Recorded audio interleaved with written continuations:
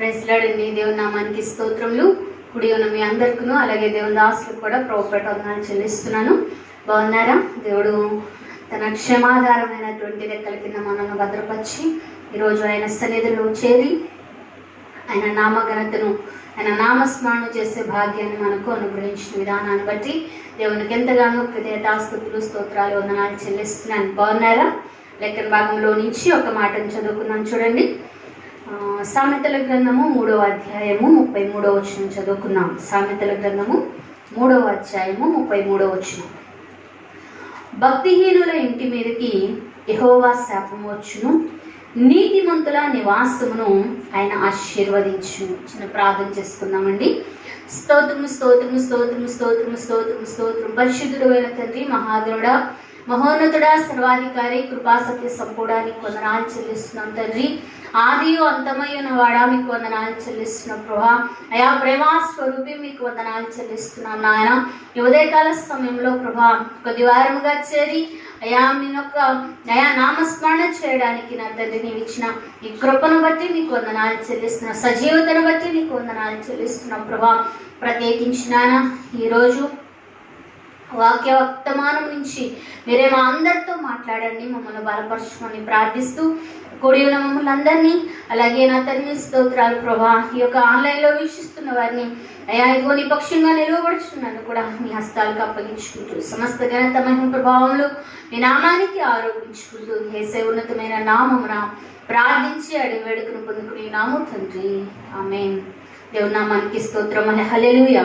లోకంలో మనం చూస్తున్నట్లయితే ప్రతి సందర్భంలో కూడా మనుష్యుడు ఏం కోరుకుంటూ వస్తాడంటే ఆశీర్వదించబడాలి అనే విషయాన్ని కోరుకుంటూ వస్తాడు. నేను అన్ని విషయాల్లో అభివృద్ధిని పొందుకోవాలి, అన్ని విషయాల్లో దివ్యను పొందుకోవాలి, అన్ని విషయాల్లో నేను ఉన్నతంగా ఉండాలి, గొప్పవాడినిగా ఉండాలి అని కోరుకోవడాన్ని మనము చూస్తున్నాం.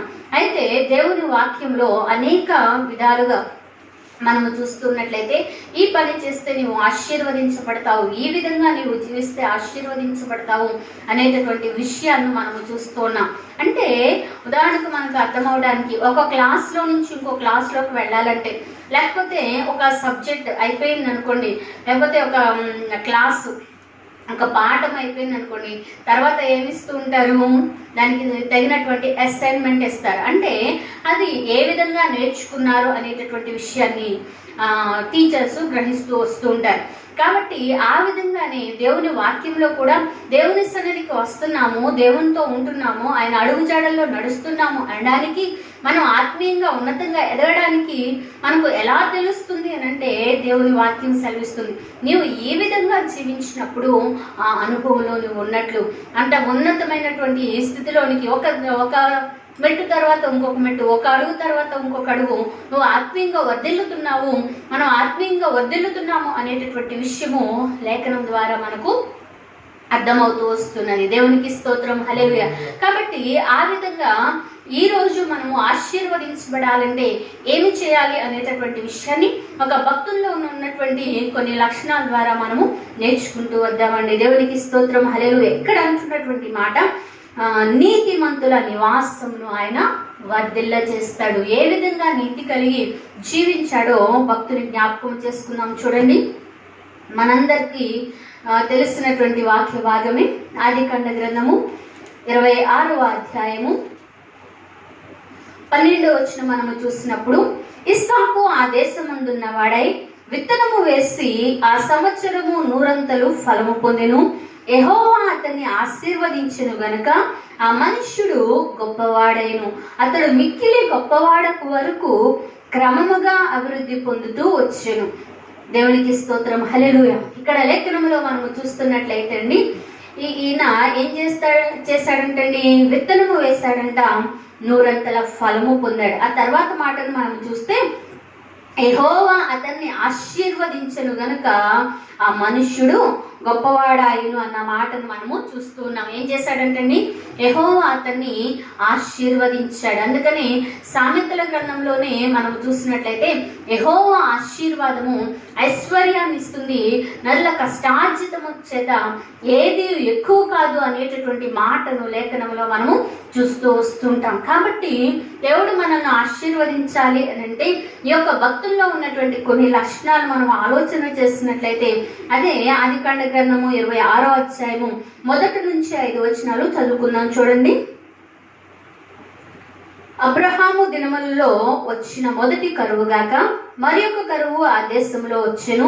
అతడు ఇస్సాకు గెరారులోనున్న ఫిలిష్తీయుల రాజైన అబీమెలెకు వద్దకు వెళ్ళెను. అక్కడ యెహోవా అతనికి ప్రత్యక్షమై, నీవు ఐగుప్తులోనికి వెళ్ళక నేను నీతో చెప్పు దేశమందు నివసించుము, ఈ దేశమందు పరవాసివై ఉండుము, నేను నీకు తోడయుండి నిన్ను ఆశీర్వదించెదను. ఎలయనగా నీకును నీ సంతానమునకును ఈ దేశములను ఇచ్చి నీ తండ్రి అయిన అబ్రహాముతో నేను చేసిన ప్రమాణము నెరవేర్చి ఆకాశ నక్షత్రముల వలె నీ సంతానమును విస్తరింపచేసి ఈ దేశములన్నీ నీ సంతానమునకు ఇచ్చేదను. నీ సంతానము వలన సమస్త భూలోకములోని సమస్త జనులు ఆశీర్వదించబడును. ఎలయనగా అబ్రహాము నా మాట విని నేను విధించిన దానిని, నా ఆజ్ఞలను, నా కట్టడలను, నా నియమములను గైకొనినని చెప్పాను. దేవునికి స్తోత్రం. హల్లెలూయా. ఇక్కడ ఈ యొక్క ఇస్సాకుతో దేవాది దేవుడు మాట్లాడుచున్నటువంటి మాట ఏంటంటే, నీ తండ్రి అయిన అబ్రహాముతో నేను చేసిన ప్రమాణము నెరవేరుస్తాను. నువ్వు ఎక్కడికి వెళ్ళనవసరం లేదు. ఈ కరువు దినాల్లో నువ్వు చేయవలసింది ఇక్కడే ఉండు అని చెప్పినప్పుడు ఆయన ఆ మాటకు లోబడ్డాడు అనేటటువంటి విషయం లేఖన భాగంలో నుంచి మనకు అర్థమవుతూ వస్తున్నది. దేవునికి స్తోత్రం. హల్లెలూయా కదండి. ఆ విధంగా అదేంటి, కరువులో ఉంటే కరువుగా ఉన్న ప్రదేశంలో ఉండమంటారేంటి అని చెప్పి ఆయన బదులు పలకలేదు, కానీ ఎదురు చెప్పలేదు, కానీ సందేహించలేదు, కానీ దేవుని మాటకు లోబడినట్లు, ఆ మాట వినినట్లు. అంటే వినడము అని అంటే కొన్ని సందర్భాల్లో మనం చెప్తూ ఉంటాం, కొంతమంది వ్యక్తులు పిలుస్తూ ఉన్నప్పుడు వారు విన్నట్టే ఉంటారు కానీ వినకుండా పట్టించుకోకుండా వెళ్ళిపోతూ ఉంటారు. అది మాట వినినట్లు కాదు. ఒక వ్యక్తిని మనం పిలిచినప్పుడు ఏంటి అని మరలా రిప్లై ఇచ్చి మరలా మన వైపు తిరిగినప్పుడు ఆ మాట వినినట్టు అవుతుంది. అలాగే ఇక్కడ కూడా ఈయన ఏం చేస్తున్నాడు అని అంటే దేవుని మాట విని ఆయన ఉండమన్న చోటనే ఉండడాన్ని మనము చూస్తూ వస్తున్నాం. దేవునికి స్తోత్రం. హల్లెలూయా. కాబట్టి ఈ యొక్క లేఖన భాగంలో మనం చూస్తూ వచ్చినట్లయితే ఆ విధంగా దేవుని మాటకు లోబడ్డాడు కాబట్టి, దేవుని మాట విన్నాడు కాబట్టి, అందుకనే దేవుని వాక్యంలో మనము చూసినట్లయితే ప్రకటన గ్రంథము 1వ అధ్యాయము 3వ వచనంలో ఒక మాటను మనము చూడగలుగుతూ ఉంటాం. అక్కడ అంటున్నటువంటి మాట ఏంటంటే, సమయము సమీపించినది గనుక ఈ ప్రవచన వాక్యములు చదువువాడును వాటిని విని ఇందులో వ్రాయబడిన సంగతులు గైకొనువాడును ధన్యుడు. వాటిని విన్నాము అని అంటే ఏం చేయాలంటండి, ఆ సంగతులను గ్రహించి దాని ప్రకారము గైకొనాలి అని చెప్పి దేవుని వాక్యం ద్వారా మనకు అర్థమవుతూ వస్తున్నది. కాబట్టి ఆ విధంగా దేవుని అనుసరించి నడుచుకోవడానికి ఇస్సాకు భక్తుడు ఇష్టపడ్డాడు. అందుకని లేఖనంలో మనం చూస్తూ వచ్చినట్లయితే అనేక పర్యాయాలు దేవాది దేవుడు కూడా ఈ మాటను సెలవిస్తున్నాడు. ఒక మాటను చదువుదాం. చూడండి. ప్రకటన గ్రంథము 2వ అధ్యాయము 7వ వచనంలో మనం చూస్తే, చెవిగలవాడు ఆత్మ సంగములతో చెప్పుచున్న మాట వినుగాక, జయించువానికి దేవుని పరదేశంలో ఉన్న జీవ వృక్ష ఫలము భుజింపనిత్తును అని చెప్పి దేవుని వాక్యం సెలవిస్తుంది. ఈ మాట చెవిగలవాడు, సంగములతో ఆత్మ చెప్పుచున్న మాట చెవిగలవాడు వినుగాక అన్న మాటను 7వ వచనంలో, 11వ వచనంలో, అలాగే 17వ వచనంలో, 29వ వచనంలో 3వ అధ్యాయం మనం చూసినట్లయితే 6:13లో కూడా మనము చూస్తూ వస్తున్నాం. అంటే చాలా సందర్భాల్లో మనుష్యుడు ఏం చేస్తాడంటే దేవుని సన్నిధికి వస్తాడు, కానీ ఆ మాటను హృదయంలోనికి తీసుకొనకుండా ఇష్టమైనవే కొన్ని తీసుకుని, ఏంటండి, నీవు ఆశీర్వదించబడతావు, అన్న మాటనే తీసుకుంటారు, కానీ నువ్వు ఈ విధంగా చెయ్యి అన్న మాటను తీసుకోనటువంటి వారిగా ఉంటూ ఉన్నారు. అందుకనే ఇన్ని సంవత్సరాలు ఉన్నప్పటికీ కూడా ఎక్కడ వేసిన గొంగళి అక్కడే అంటూ ఉంటారు కదండి సామెత. ఆ విధంగానే భక్తి జీవితంలో వారు ఉండడాన్ని మనము చూస్తున్నాం. ఏమాత్రము ఎదుగుదల ఉండదు, ఎప్పుడు చేసినా అదే ప్రార్థన, ఎప్పుడు ఒకే ఆ టైంకి రావాలి. కాబట్టి ముగింపు ప్రార్థన చేసేటప్పుడు ఏదో వాక్యము స్టార్ట్ అయినాకో లేకపోతే వస్తున్నాము నలుగురిలో ఒక అటెండెన్స్ వేయించుకోవడానికి అని చెప్పి మాత్రమే వచ్చేటటువంటి వారిని మనం చూస్తున్నాం. వచ్చినా కానీ కొంతమంది ఏం చేస్తూ ఉంటారండి, కునికిపాట్లు పడుతూ ఉంటారు. బడలికిన ప్రయాసను అక్కడికి వచ్చి కూర్చుని తీర్చుకునేటటువంటి వారు కూడా అప్పటి వరకు పనులు చేసి ఇంకా అలసిపోయినప్పుడు దేవుని సన్నిధిలో ఏ విధంగా మనసు కాన్సన్ట్రేషన్ చేస్తామండి, చేయలేము కదా. కాబట్టి ముందుగానే పనులు పూర్తి చేసుకుని కొద్దిసేపు మనం ప్రార్థన కన్నా ముందుగా మనం వచ్చినప్పుడు మన యొక్క మనస్సు దేవుని మీద నిలపడానికి, ఆయన వాక్యము ద్వారా మన హృదయాన్ని శుద్ధి చేసుకోవడానికి, ఆయన వాక్యాన్ని అనుసరించి నడుచుకోవడానికి వీలవుతుంది. మొట్టమొదట అపవాది చేసేటటువంటి కార్యం ఏంటంటే దేవుని సన్నిధికి రానియదండి. ఏదో ఒక ఆటంకం, ప్రయాణం అయ్యేసరికి ఎవరో ఒకరు రావడము, ఫోన్ రావడము, ఈ విధమైనటువంటి లేకపోతే ప్రయాణ సాధనాలు ఇవి లేట్ అవడము, ఈ విధంగా జరుగుతూ వస్తూ ఉంటాయి. దేవుని సన్నిధికి వచ్చారనుకోండి, విననీయకుండా ఏదో ఒకటి మగతను నిద్రను కలుగ చేస్తూ, ఆ తర్వాత మనం చూసినట్లయితే పక్కన వారితో మాట్లాడుతూ, ఈ విధంగా వాక్యము లోపలికి వెళితే ఏమవుతుందంటే వాక్యము చేత శుద్ధి చేయబడతాము అనేటటువంటి మాటను. అందుకని హెబ్రీ పత్రికలో మనము చూసినట్లయితే ఒకసారి చదువుదాం చూడండి. హెబ్రీ పత్రిక ఈ విధంగా ఆ వాక్యము మనల్ని ఏం చేస్తుంది అనేటటువంటి మాటను ఈ పత్రికలో మనము చూడగలుగుతాం. ప్రాణ ఆత్మ మూలుగుల వరకు కూడా చొచ్చుకుని పోతుంది. ఒకసారి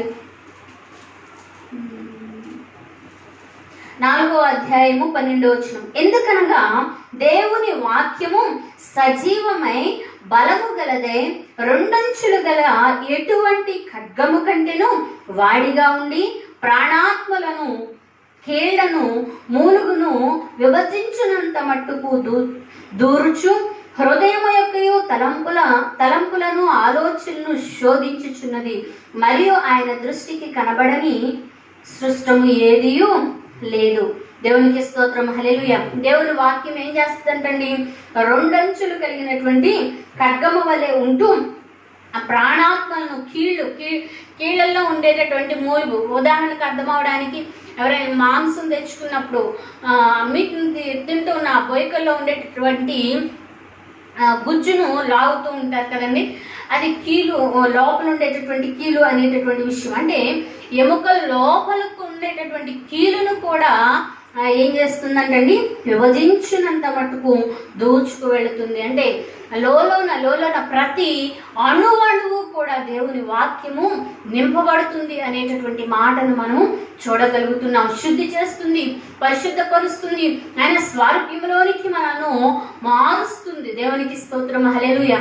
ఎందుకంటే దేవుని వాక్యము సెలవిస్తుంది, ఆయనే వాక్యము కాబట్టి. దేవునికి స్తోత్రం.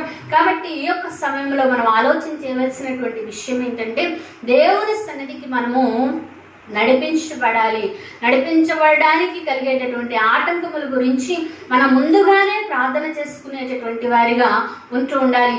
అలాగే ముందుగానే పనులు పూర్తి చేసుకునేటటువంటి వారిగా ఉంటూ ఉండాలి. కొంతమంది మనం చూసినట్లయితే 10ంటికి ప్రార్థన అంటే ఇంటి దగ్గర 10ంటికి ప్రారంభం అవుతూ ఉంటారు. అలాగే ఇంటి దగ్గర కాదు కానీ 10ంటికి ప్రార్థన అంటే 10ంటికి దేవుని మందిరంలో మనము ఖచ్చితంగా ఉండవలసిన వారమే. ఎందుకంటే మనం వచ్చినా రాకపోయినప్పటికీ కూడా దేవాది దేవుడు ఆ సమయాన్ని సేవకులు హెచ్చరించినప్పుడు అక్కడ ఆయన ఉంటూ ఉంటారు. దేవునికి స్తోత్రం, హల్లెలూయా. మనకన్నా ముందుగానే ఆయన వచ్చి ఉంటారు కాబట్టి ఆయనకు మనం విధేయత చూపి ఆయన మాటకు లోబడినట్లుగా మనం సమయానికన్నా ముందుగానే రాగలడం ఎంతైనా ఆశీర్వాదకరము అని చెప్పి దేవుని వాక్యం ద్వారా మనకు అర్థమవుతూ ఉన్నది. దేవునికి స్తోత్రం, హల్లెలూయా. అదేవిధంగా లేఖన భాగంలో మనం చూసినట్టయితే ఈ విధంగా ఇస్సాకు భక్తుడు దేవుని మాటకు లోబడ్డాడు. ఆ కరువు దినముల్లో కూడా ఆయన ఎక్కడికి వెళ్లకుండా ఆ దేశమందున్న వాడై దేవుడు చెప్పినటువంటి ఆ దేశంలోనే ఉండి, ఆ ప్రదేశంలోనే ఉండి, ఆ స్థలములోనే ఉండి వ్యవసాయము చేసినట్లు మనం చూస్తున్నాం. అందును బట్టి ఆయన మాట వినడాన్ని బట్టి అతడు 100 ఫలాన్ని పొందాడు. ఆ విధంగా ఫలం పొందడానికి దేవుడు అతన్ని ఆశీర్వదించాడు. దేవునికి స్తోత్రం, హల్లెలూయా. మనము కొన్ని విషయాల్లో అభివృద్ధి పొందలేకపోతున్నాం, ఆశీర్వదించలేకపోతున్నాం, కొన్ని సమస్యల నుంచి విడుదల పొందుకోలేకపోతున్నాము అంటే దేవుడు చెప్పినటువంటి మాటలు మనము చెవిన పెట్టడం లేదేమో, వినడం లేదేమో, వినినట్టుగానే ఉంటూ వాటిని గైకొనడం లేదేమో. ఈ శిలువ ధ్యాన కూడికలో మనల్ని మనం పరిశీలన చేసుకోవడం మనకు ఎంతైనా ఆశీర్వాదకరము అని చెప్పి దేవుని వాక్యం ద్వారా మనకు అర్థమవుతూ ఉన్నది. దేవునికి స్తోత్రం, హల్లెలూయా. కాబట్టి మరొక మాటను చదువుకుందాం చూడండి. అదే అధ్యాయంలో 20వ వచనం, 26, 20. అప్పుడు గెరారు కాపరులు ఇస్సాకు కాపరులతో జగడమాడి ఈ నీరు మాదే అని చెప్పిరి గనుక వారు తనతో కలహించినందున అతడు ఆ బావికి ఏసేకు అని పేరు పెట్టెను. దేవునికి స్తోత్రం, హల్లెలూయా. వారు ఏం చేశారంటండి, ఇక్కడ మనం చూస్తున్నట్లయితే ఆ అభివృద్ధి చెందడాన్ని బట్టి ఆ తర్వాత అబీమెలెకు అనేటటువంటి ఆ ప్రాంతంలో ఉన్నటువంటి గొప్ప వ్యక్తి ఈయన ఏం చేశారంటే, ఇవి మాకంటే బహు బలము గలవాడు గనుక మా యొద్ద నుండి వెళ్ళి పొమ్మని ఇస్సాకుతో చెప్పాడంటండి. ఆ విధంగా ఇస్సాకుతో చెప్పినప్పుడు తనున్న ప్రదేశం నుంచి ఆయన యువతలకు వచ్చేసి తన అబ్రహాము తవ్వించినటువంటి బావులను మరలా త్రవించాడంటండి. అబ్రహాము మృతి పొందినప్పుడు ఆ ఫిలిప్తి ప్రాంతంలో ఉన్నటువంటి వారు ఆ యొక్క బావులన్నిటినీ కూడా పూడ్చివేశారు అని అన్న మాటను మనము చూస్తున్నాం. అయితే ఇక్కడ కలహం వచ్చింది. దేనికి కలహం వచ్చింది అని అంటే, ఆ బావిని మరలా తీసినప్పుడు మంచి జలలు గల అంటే ఓట గల మంచి నీరు అక్కడ వచ్చిందంటండి. ఆ మంచి నీరు వచ్చేసరికి వాళ్ళందరూ వచ్చి ఇది మా ప్రాంతము, మా ప్రదేశము, ఇది మాది అని చెప్పి అంటున్నారు. ఆ విధంగా ఆలోచన చేస్తే అది తవ్వించింది ఎవరు? అబ్రహామే కదండి. కొన్ని సందర్భాల్లో మనం చూసినట్లయితే అది నీ హక్కు, నువ్వు అక్కడే ఉండాలి, అక్కడే ఉండి నీవు పోరాడాలి, కానీ నువ్వు విడిచిపెట్టి వెళ్ళకూడదు అన్న మాటను కూడా మనుషుల ద్వారా మనము వింటూ ఉంటాం. ఎన్ని హక్కులు ఉన్నప్పటికీ, ఎన్ని ఆధారాలు ఉన్నప్పటికీ, ఎంత నిజాయితీగా ఉన్నప్పటికీ కూడా దేవుణ్ణి అనుసరిస్తున్నటువంటి వ్యక్తి చేసేటటువంటి పని ఏంటంటే జగడానికి వెళ్ళడు, కలహానికి వెళ్ళడు అనేటటువంటి మాట మనకు అర్థమవుతుంది. ఇది నా తండ్రి తవ్వించిందే కదా, మీకు వద్దనుకున్నారు, మీరు దాన్ని పూర్తి చేశారు, కానీ నాకు కావాలనుకుంటున్నాను, నేను మరలా తవ్వించాను అని చెప్పి జగడమాడలేదు, కానీ ఆ జగడానికి దూరంగా వెళ్ళిపోయినట్లు మనము చూడగలుగుతున్నాం. దేవునికి స్తోత్రం, హల్లెలూయా.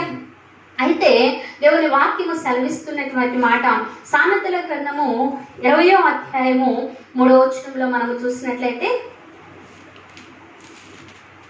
సామెతల గ్రంథము 20వ అధ్యాయము 3వ వచనంలో మనము చూస్తూ వచ్చినట్లయితే అక్కడ ఒక మాట మనకు కనబడుతూ ఉంటుంది.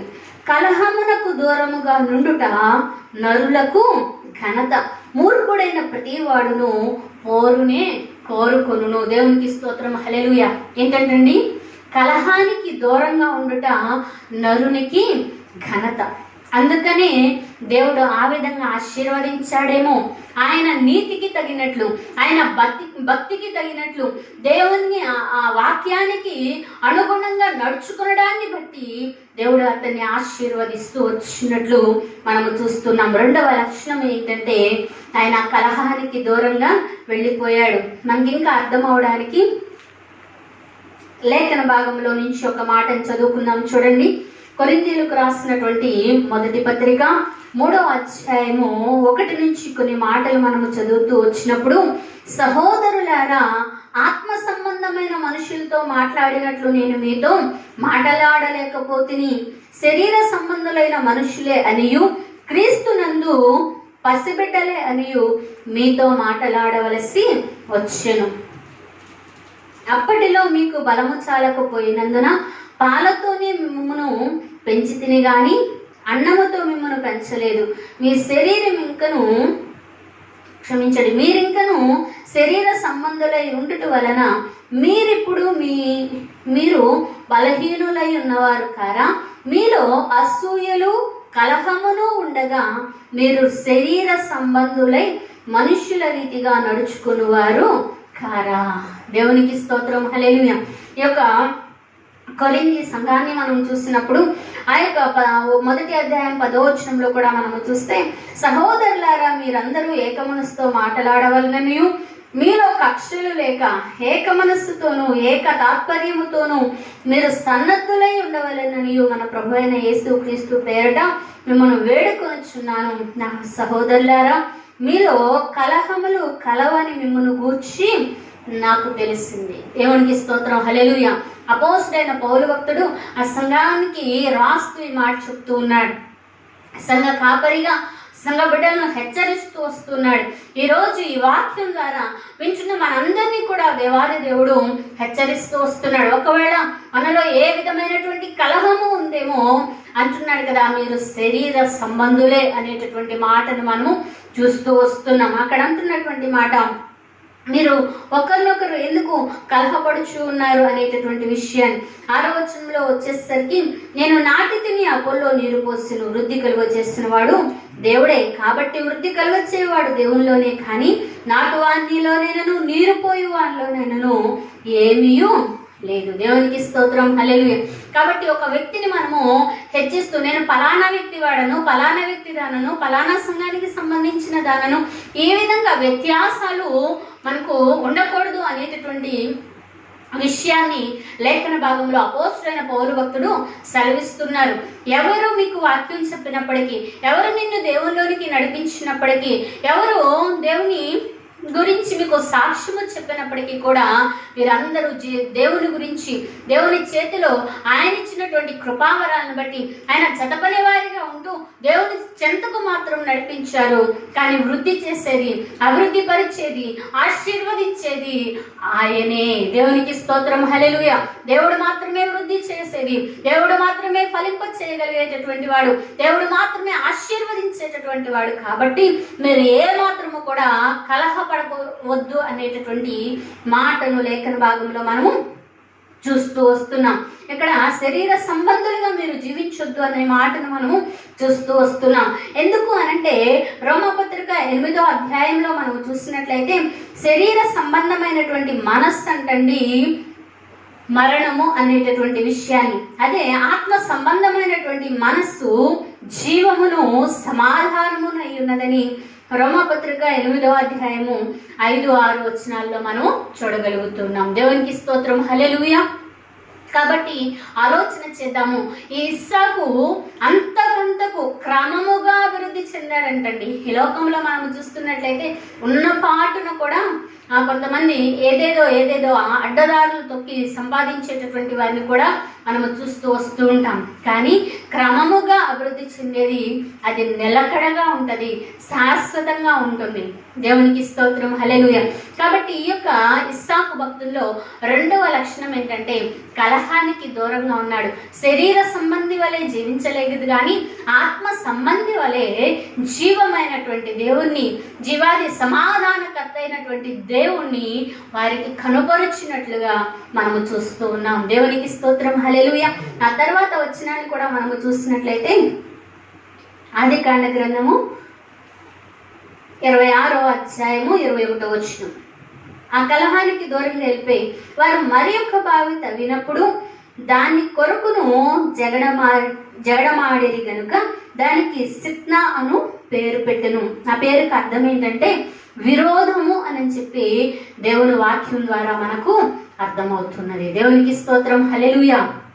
ఏమి కలిగి ఉన్నారంటండి, మంచే చేస్తున్నాడు కానీ వారు ఏ విధంగా మార్చబడుతున్నారు, విరోధముగా మార్చబడుతున్నాడు. పోనీ ఆయన తవ్వాడు, ఇది నా మట్టుకే అని అంటలేదు కదా, వారు కూడా ఉపయోగించుకుంటారు కదా.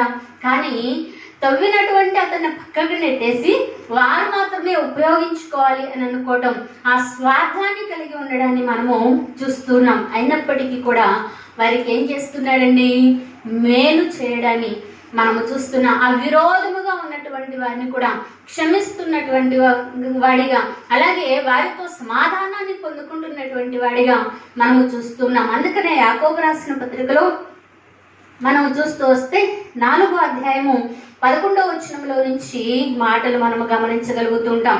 సహోదరులారా, ఒకరికి విరోధముగా ఒకడు మాటలాడకుడి. దేవుని ఎరగనటువంటి వారు ఒకవేళ విరోధంగా మాట్లాడతారేమో. నువ్వు దేవుని సన్నిధికి వస్తున్నప్పుడు, దేవుని ప్రార్థనలో, దేవుని సహవాసంలో గడుపుతూ ఉన్నప్పుడు నువ్వు చేయవలసినటువంటి మాట ఏంటంటే, ఒకరికి విరోధంగా ఒకరు మాట్లాడకండి. దేవుని చెంతకు వచ్చినప్పటికీ కూడా దేవుని మందిరంలోనే కొంతమంది సహోదరులకు కూడా పడదండి. సహోదరులు గొడవ పడుకుంటూ ఉంటారు, సహోదరులు గొడవ పడుకుంటూ ఉంటారు. పిల్లలు ఏదో చిన్న అల్లరి చేస్తారనుకోండి, ఆ పిల్లలు చేసినటువంటి అల్లరికి ఈ పెద్దవారు పెద్దగా గోల చేసుకుంటూ దేవుని మందిరాన్ని విడిచిపెట్టినటువంటి వారిని అనేక మందిని చూసుకోవచ్చు. కాబట్టి ఆలోచన చేద్దాము. అది పిల్లలు కదా, ఏదో కొట్టుకుంటారు. అందుకనే యేసుక్రీస్తు ప్రభువారు మీరు దేవుని రాజ్యంలో ప్రవేశించాలి అని అంటే చిన్నపిల్లల మనస్సు కలిగి ఉండాలి. ఆ చిన్నపిల్లలు ఏం చేస్తారు? కొట్టుకుంటారు, కాసేపట్లో వారు కలిసిపోతారు. కానీ వీరు పెద్దవారు ఆ మాటను గ్రహించి మా పిల్లోడిని ఎందుకు ఇలా అనాలి, మా పిల్లని ఎందుకు ఇలా అనాలి అని చెప్పి వీరు దూరం అవడమే, వీరి మనసులు కలవకుండా దూరంగా ఉండడమే మాత్రమే కాదు, కానీ దేవునికి కూడా దూరం అయిపోయేటటువంటి స్థితిని మనము చూస్తూ ఉన్నాం. ఒకవేళ ఆ విధంగా నేను దూరం అవుతానేమో, నా ఆత్మీయ స్థితిలో దేవునికి నమ్మకంగా ఉండలేనేమో, విరోధమైనటువంటి స్థితి నాలో ఉంటుందేమో అని చెప్పి అక్కడి నుంచి కూడా తొలగడాన్ని మనము చూస్తున్నాం. దేవునికి స్తోత్రం, హల్లెలూయా. ఇక్కడ ఇంకొక మాటను మనము గ్రహింపబద్దులుగా ఉంటున్నాం. సహోదరునికి తీర్పు తీర్చువాడు ధర్మశాస్త్రములకు వ్యతిరేకంగా, దేవుని వాక్యానికి వ్యతిరేకంగా మాట్లాడిన వాడు అంటూ కొన్ని మాటలు చెప్తున్నాడు. 13వ వచనం ఒకసారి చదువుదామండి. నేడైనను రేపైనను ఒకానొక పట్టణంకు వెళ్ళి అక్కడ 1 సంవత్సరం ఉండి వ్యాపారము చేసి లాభము సంపాదించుమని రండని చెప్పుకుని వారులారా, రేపేమి సంభవించునో మీకు తెలియదు. మీ జీవం ఏపాటిది? మీరు కొంతసేపు కనబడి అంతలో మాయమైపోవు ఆవిరి వంటి వారే. కనుక ప్రభువు చిత్తమైతే మనం బ్రతికి ఉండి ఇది అది చేతుమని చెప్పుకొనవలెను. ఇప్పుడైతే మీరు మీ ఆడంబరముల యందు అతిశయపడుచున్నారు. ఇది అతిశయమంతయు చెడ్డది. కాబట్టి మేలైనది చేయనెరిగి అలాగూ చేయని వారికి పాపము కలుగును. గడిచిన దినాల్లో మనం కొన్ని రకాలైనటువంటి పాపాల గురించి ధ్యానిస్తూ వచ్చాం. దేవునికి స్తోత్రం, హల్లెలూయా. ఏంటండి? అజ్ఞాతిక్రమం, పాపము అనేటటువంటి విషయాన్ని మన విశ్వాసం గురించి మాట్లాడుకుంటూ విశ్వాస మూలము కానిది ఏదో పాపము అనేటటువంటి విషయాన్ని లేఖనంలో మనము చూస్తూ వచ్చాం. ఇక్కడ చెప్తున్నటువంటి మాట ఏంటంటే, మేలైనది చేయనెరిగి అలాగూ చేయకపోతే అది పాపమే అని దేవుని వాక్యం సెలవిస్తుంది. కాబట్టి ఈ యొక్క ఇస్సాకు భక్తుడు తన జీవితంలో ఆ విరోధ భావము కలిగిన వ్యక్తుల నుంచి నేను పక్కగా తప్పుకోవడము అది నాకు మేలు అని చెప్పి గ్రహించి పక్కకి వెళ్ళిపోతున్నాడు. దేవునికి స్తోత్రం, హల్లెలూయా. అవి ఆ విధంగా విరోధం పెట్టుకుని కలహపడుచు వాదమాడుచు దేవుని సన్నిధిలో ఉండటం ద్వారా ఏ ప్రయోజనము కూడా ఉండదు. అందుకనే ఇక్కడ చెప్తున్నాడు ఒక ఉపమానం. నేడైనను రేపైనను ఒకానొక యాకోబు పత్రిక 4వ అధ్యాయం 13వ వచనం. ఒకానొక పట్టణమునకు వెళ్ళి అక్కడ 1 సంవత్సరం ఉండి వ్యాపారము చేసి లాభము సంపాదించుకుంటాం అన్న తర్వాత రేపేమి సంభవించునో మీకు తెలియదు కదండి. ఇది చేస్తాను, అది చేస్తాం, ఇది నాది, అది నాది అంతా కూడగట్టేసుకుంటూ ఉంటారు. వారు మనశ్శాంతిగా ఉండరు, ఎదుటి వారిని మనశ్శాంతిగా ఉండలేరు. అది సంపాదించుకోవడానికి, అది కూడగట్టుకోవడానికి కుటుంబాల్లో కలహాలను పెంచుతూ, విరోధాన్ని పెంచుతూ, మనశ్శాంతి లేకుండా చూసేటటువంటి వారికి దేవుని నామానికి హాస్యాస్పదమైనటువంటి వ్యక్తులుగా దేవుని ఆరాధించేటటువంటి వారు ఉండకూడదు అనేటటువంటి విషయము ఈ యొక్క లేఖనం ద్వారా అర్థమవుతూ వస్తున్నది. దేవునికి స్తోత్రం, హల్లెలూయా. ఆలోచించేద్దాం. ఇక్కడ ఈ యొక్క భక్తుడు నీ నీతికి తగినట్లు నీ నివాస స్థలాన్ని వర్ధిల్లింప చేస్తాడు అని దేవుని వాక్యము అర్థమవుతున్నది. ఆయన నీతిని బట్టి ఇస్సాకును ఎందుకు అభివృద్ధి పొందించాడు అంటే దేవుని మాటకు లోబడడాన్ని మనము చూస్తున్నాం. దేవునికి స్తోత్రం. రెండవదిగా మనము చూసినట్లయితే ఆయన జగడమాడేటటువంటి జనుల దగ్గర నుంచి బయటకు వెళ్ళిపోవడాన్ని మనము చూస్తున్నాం. మూడవది మనము చూస్తుంటే విరోధ భావము కలిగినటువంటి వ్యక్తుల నుంచి కూడా ఆయన వెళ్ళిపోవడాన్ని మనము చూస్తూ ఉన్నాం. ఈ విరోధ భావము కలిగిన వారి దగ్గర నుంచి వెళ్ళిపోవడము తన జీవితానికి ఏంటండి మేలైనది చేయకపోతే అది నా జీవితంలో పాపంగా మార్చబడుతుందేమో, నేను దానికోసం పోరాడి ప్రయాసపడి కష్టపడి దూషించి దేవుని ధర్మశాస్త్రము దేవునికి వాక్యానికి విరుద్ధంగా జీవిస్తే నేను పాపమును మూటగట్టుకున్న వాడని అవుతాను, నా భక్తి వల్ల ప్రయోజనము ఉండదు అని అనుకుని అక్కడి నుంచి బయటకు వెళ్ళిపోతున్నాడు. ఆ తర్వాత మనం చూసినట్లయితే ఆదికాండ గ్రంథము 26వ అధ్యాయము చివరిగా ఈ మాటను ధ్యానించుకుని ముగించుకున్నామండి. 22వ వచనం 24వ వచనం. అక్కడ నుండి అతడు బెయేర్షాకు వెళ్ళెను. ఆ రాత్రి యెహోవా అతనికి ప్రత్యక్షమై 22 అతడు అక్కడ నుండి వెళ్ళి మరి ఒక బావి తవ్వించెను. దాని విషయమై వారు జగడమాడలేదు గనుక అతడు ఇప్పుడు యెహోవా మనకు ఎడము కలుగజేసి ఉన్నాడు కనుక ఈ దేశమందు అభివృద్ధి పొందుదమనుకొని దానికి రహేబోతు అని పేరు పెట్టెను. అక్కడ నుండి అతడు బెర్షెబాకు వెళ్ళాను. ఆ రాత్రి యెహోవా అతనికి ప్రత్యక్షమై, నేను నీ తండ్రి అయిన అబ్రహాము దేవుడను, నేను నీకు తోడై ఉన్నాను గనక భయపడకు. ఎప్పుడు ప్రత్యక్షమయ్యాడండి? వీటన్నిటి నుంచి బయటకు వచ్చేసిన తర్వాత ఇక్కడ కూడా మనం చూస్తే యెహోవా ఎడమ చేశాడు, కొన్ని మనకు దూరం చేస్తూ ఉంటాడు. అది మన యొక్క జీవితాలకు మేలే అనేటటువంటి విషయాన్ని మనం గ్రహించాలి. దేవునికి స్తోత్రం. హల్లెలూయా. కాబట్టి ఇక్కడ మనం ఆలోచన చేయవలసినటువంటి విషయం ఏంటంటే ఆ లేఖన భాగంలో ఒక మాటను చదువుకుందాం చూడండి. అపోస్తల గారి గ్రంథము 2వ అధ్యాయము 40వ వచనంలో మనము చూస్తే అక్కడ ఈ తరము వారికి వేరే రక్షణ పొందండి. ఏం చేయాలంటండి? ఆ తరము వారికి వేరే, ఈ లోకానికి, ఈ లోక సాంప్రదాయాలకు, లోక కట్టుబడులకు, లేకపోతే ఈ లోకంలో నాది నాది నాది అనుకునేటటువంటి స్థితికి, స్వార్థానికి. అందుకనే తిమోతి రాసినటువంటి పత్రికలో మనం చూస్తున్నట్లయితే అంత్య దినాల్లో మనుషుల్లో ప్రేమ చల్లారిపోయి ఏం జరుగుతుందంటండి? స్వార్థ ప్రియులుగా, బింకములాడు వారిగా, దేవుని కంటే సుఖాన్ని ఎక్కువ ప్రేమించేటటువంటి సజ్జన ద్వేషులుగా, తల్లిదండ్రులకు అవిధేయులుగా అనేక విషయాలను మనం అక్కడ చూస్తూ వస్తున్నాం. అందుకని ఇక్కడ అంటున్నటువంటి మాట, మీరు లోకానికి వేరే ఏం చేస్తారంటే దేవుని కన్నా లోకాన్ని ప్రేమించకుండా పైకి భక్తి గల వారి వలె ఉంటూ దేవుని శక్తిని ఆశ్రయించిన వారిగా ఉంటున్నారేమో. దేవుని శక్తిని ఆశ్రయించి రక్షణ మార్గంలోనికి, జీవ మార్గంలోనికి మీరు నడిపించబడాలి అనేటటువంటి విషయాన్ని దేవుడు ఎడమ చేస్తూ వస్తున్నప్పుడు, ఒకవేళ కొన్ని మనకు దూరం చేస్తూ వస్తున్నప్పుడు అది నాకు కావాలి అని చెప్పి దానికోసం మనం ప్రయాసపడవని అవసరం లేదు. కానీ దేవుడు ఎక్కడ మనల్ని ఉంచాడో అక్కడ మనం ఉండగలిగినప్పుడు దేవాది దేవుడు మనల్ని ఏం చేస్తాడంటండి? ఆశీర్వదిస్తాడు. దేవునికి స్తోత్రం. హల్లెలూయా. అందుకని యెహోవా నన్ను ఎడమ చేశాడు కాబట్టి దేని నుంచి ఎడమ చేశాడండి?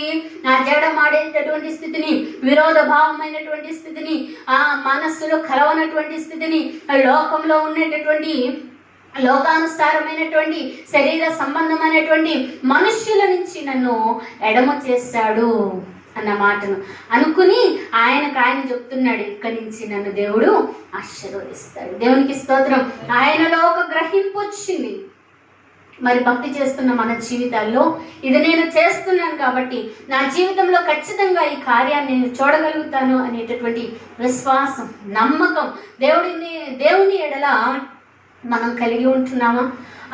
ఏం చేస్తాంలేండి, ఇదిగో నేను దేవుని మాట విన్నాను, ఎక్కడే ఉండమన్నాడు, నేను ఎక్కడే ఉన్నాను, కానీ ఈ జగడాలేంటి? నా తండ్రే కదా దీన్ని తవ్వించింది, వాళ్ళు వద్దనుకున్నారు, మరలా నాకు కావాలనుకుని నేను తవ్వించుకుంటున్నాను.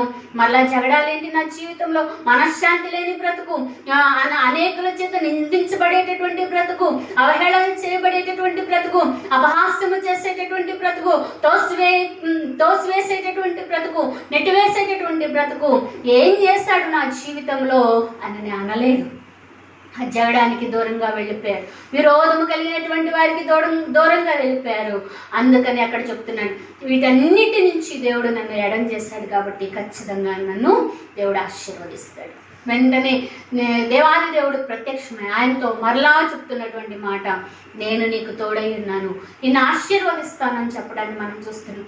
అంత మాత్రమే కాదు, అన్య రాజు అయినటువంటి ఆ ప్రదేశంలో ఎవరైతే నువ్వు వెళ్ళిపో అని చెప్పాడో ఆయనే తన దగ్గరకు వచ్చి ఒక నిబంధన చేసుకుంటున్నాడు. ఈ మాటను చదివి లేఖనాన్ని ముగించుకుందామండి. ఆదికాండ గ్రంథము 26వ అధ్యాయము 29వ వచనం. మేము నిన్ను ముట్టక నీకు మేలే తప్ప మరేమీ చేయక నేను సమాధానంగా పంపివేసి గనుక నీవును మాకు కీడు చేయకుండానట్లు నీతో నిబంధన చేసుకుందామని అనుకుంటుంది. ఇప్పుడు నువ్వు యెహోవా ఆశీర్వాదము పొందినవాడు. దేవునికి స్తోత్రం. ఎలా ఉన్నటువంటి వ్యక్తి అండి? పరాయి దేశంలో, పరాయి ప్రాంతంలో ఆ వ్యక్తి, ఆ కుటుంబము అన్యులుగా అంటే ప్రత్యేకించబడిన వారిగా ఉన్నారు, దేవుని మాటకు లోబడినటువంటి వారిగా ఉన్నారు. అందును బట్టి ఆ ప్రదేశం నుంచి గెంటివేయబడినప్పటికీ కూడా దేవుని నమ్మకంగానే జీవించారు. అన్యుడు వచ్చి మరలా ఏం చెప్తున్నాడండి? నువ్వు దేవుని వలన ఆశీర్వదించబడ్డావు. అందుకని దేవుని వాక్యము సెలవిస్తుంది, సామెతల గ్రంథము 3వ అధ్యాయం 33వ వచనంలో, నీతిమంతుల నివాసమును ఆయన ఆశీర్వదిస్తాడు. నువ్వు ఆశీర్వదించబడాలంటే మనలో ఈ శిలువ ధ్యాన కూడికల్లో ఈ విధమైనటువంటి లక్షణాలు ఉన్నాయా పరిశీలన చేసుకోవడం మన జీవితాలకు ఎంతైనా ఆశీర్వాదకరం. ఒకసారి చెప్దామండి. దేవుని మాటను విన్నాడు, దేవునికి స్తోత్రం, హల్లెలూయా. అందుకనే 100 ఫలాన్ని పొందుకున్నాడు. దేవుని అతను ఆశీర్వదించిన అనేటటువంటి మాటను మనము చూడగలుగుతున్నాం. దేవునికి స్తోత్రం. ఆ తర్వాత జగడము నుంచి, విరోధం నుంచి ఆయన దూరంగా వెళ్ళిపోయాడు. జగడమాడే శరీర సంబంధమైన క్రియలను విడిచిపెట్టి ఆత్మ సంబంధిగా రెండవది ప్రవర్తించాడు. మూడవది మనము చూసినట్లయితే విరోధ భావము కలిగినటువంటి వ్యక్తుల నుంచి దూరం అయిపోయి మేలు చేస్తూ, మేలు చేయలేకపోతే అది పాపంగా మార్చబడుతుందని వారికి మేలు చేసేటటువంటి వ్యక్తిగా, తన పాపానికి దూరమైనటువంటి వ్యక్తిగా మనం చూస్తున్నాం. అందుకని ఆయన ఆశీర్వదించబడ్డాడు, ప్రత్యేకించబడిన వాడిగా, వేరు చేయబడినటువంటి వారిగా తన్ను తాను తన భక్తి జీవితాన్ని గ్రహించుకుని దేవుని స్తుతించాడు, నన్ను ఆశీర్వదిస్తాడని. రెండవది దేవుని అతనితో మాట్లాడాడు.